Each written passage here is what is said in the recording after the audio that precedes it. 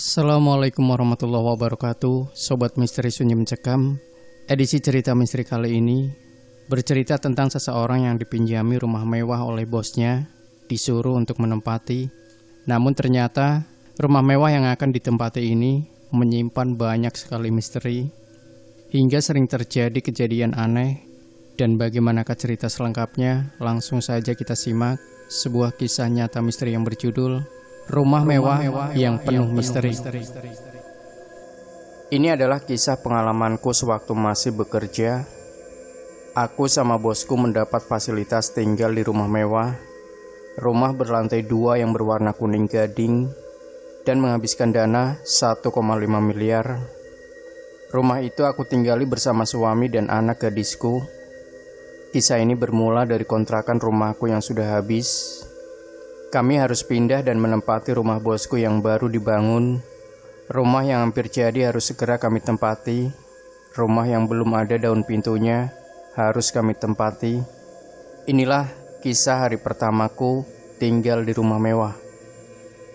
Pagi-pagi kami mengemasi barang-barang kami dan mulai memindahkan perabot kami di rumah mewah. Walaupun belum berdaun pintu, terpaksa kami tempati. Kami dibantu para pembantu membersihkan dan menata semua perabot kami.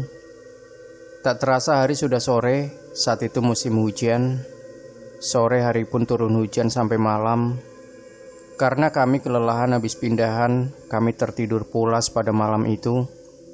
Tapi tiba-tiba tepat tengah malam, hujan semakin deras dan petir pun menyambar-nyambar. Antara sadar dan tidak, antara tidur dan bangun, tiba-tiba aku mendengar kilatan petir yang menggelegar. Aku terbangun dari tidurku, tapi dalam posisi mataku masih aku pejamkan.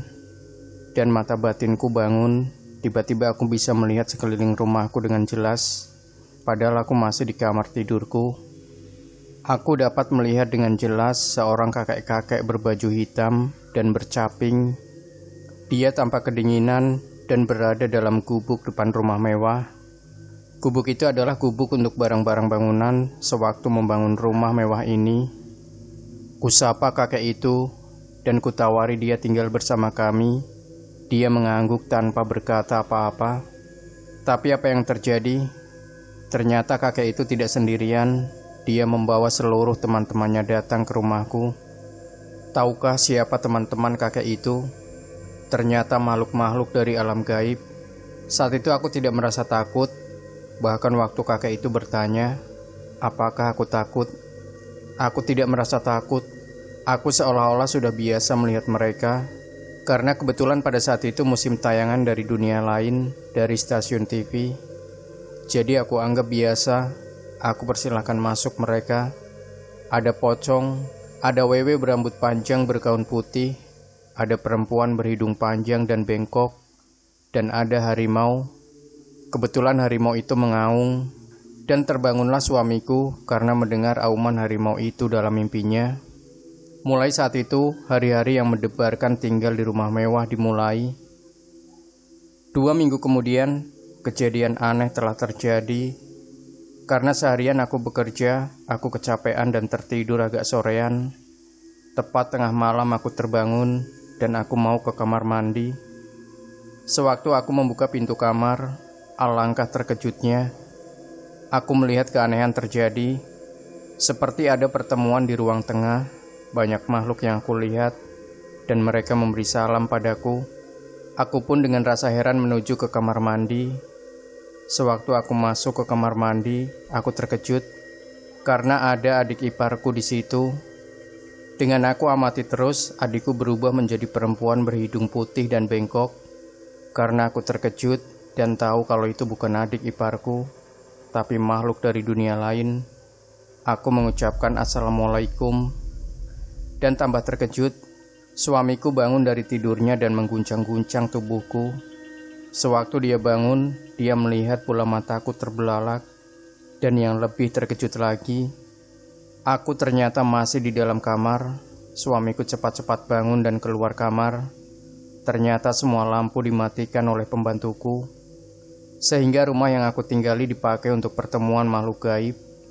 Sejak saat itu, setiap malam dan kalau lampu dimatikan, maka rumah itu dijadikan pertemuan gaib.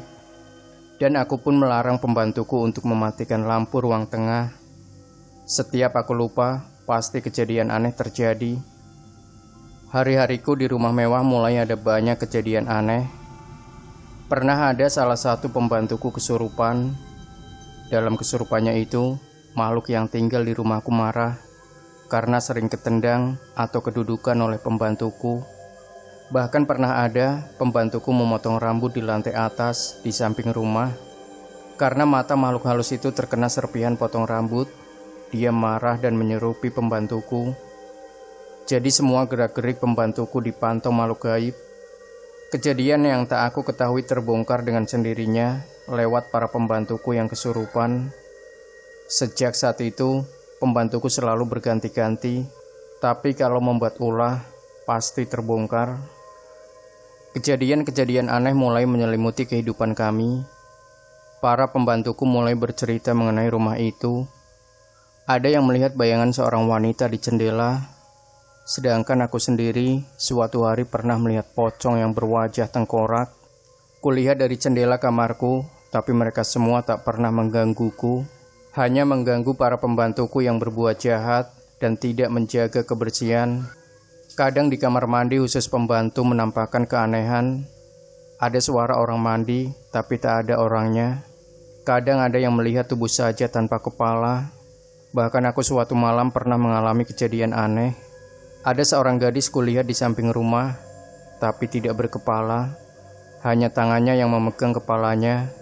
Dan ada satu cerita lagi yang pernah dialami anak gadisku. Kebetulan waktu itu anakku habis sakit. Dia diopnam selama seminggu di rumah sakit. Anakku kena demam tipes. Setelah seminggu rumah aku tinggalkan, aku belum sempat membersihkannya. Terpaksa anakku aku tidurkan di kamar depan. Hari menjelang malam, tapi aku tak bisa tidur. Aku selalu gelisah, tak terbiasa tidur di kamar lain. Akhirnya aku tinggal anakku dan suamiku. Aku tidur di kamar kami sendiri. Pagi harinya anakku bercerita kalau melihat ayahnya berubah. Ayahnya menjadi berkepala botak, berwarna merah dan berhidung panjang. Suamiku yang menemani anakku pun bercerita kalau tadi malam mereka baru ditengok oleh makhluk dari dunia lain, tapi tidak mengganggu. Hanya melihat anakku yang baru sakit. Mungkin makhluk dari dunia lain ini merasa kasihan, dan karena sama-sama tinggal di satu rumah, jadi ikut prihatin. Itu pemikiran kami berdua. Memang mereka tidak pernah mengganggu kami. Kadang suamiku bermeditasi. Kalau kami tak akan mengganggu, akan mengurusi urusan kami masing-masing. Bahkan pernah suamiku diacungi tangan sebesar gajah. Tapi memang kami tak mau mengganggu mereka. Hanya kadang ada makhluk dari dunia lain yang lewat depan atau samping rumah. Merekalah yang kadang iseng dan mampir ke rumah kami. Kebetulan depan rumah mewah itu, dulu ada sendang atau mata air yang sekarang diubah menjadi sumur oleh warga sekitar kami. Dan air itu tak pernah kering, walaupun kemarau panjang.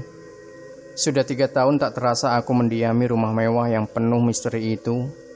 Aku harus kembali ke rumah kami yang asli, karena jarak rumah asliku dengan pekerjaanku terlalu jauh. Aku putuskan untuk berhenti kerja. Ada kejadian aneh yang terjadi sewaktu aku mau meninggalkan rumah itu. Aku ditemui sebuah pohon yang seluruh batangnya putih. Yang lebih aneh lagi, pohon itu bisa bicara. Aku sempat bengong dan tak percaya kalau ada pohon yang bisa bicara. Pohon itu menyayangkan kepindahanku. Dia seolah bersedih. Dia berkata, "Apa ada orang yang menggantikanmu sebaik dan sebijaksana diriku?" Aku tak bisa menjawab, karena masih heran kok ada pohon bisa bicara. Pohon itu tepatnya ada di sebelah kamar tidurku, padahal pohon itu sudah ditebang tetanggaku setahun yang lalu, dan sudah berganti menjadi tempat tongkrongan tetanggaku, bahkan suamiku. Itulah kisah nyataku sewaktu aku masih bekerja di tempat temanku. Demikian Sobat Misteri Sunyi Mencekam, tinggalkan komentar Anda, like, share video ini, subscribe channel Sunyi Mencekam, dan kembali nantikan cerita-cerita misteri terbaru dari kami. Wassalamualaikum warahmatullahi wabarakatuh.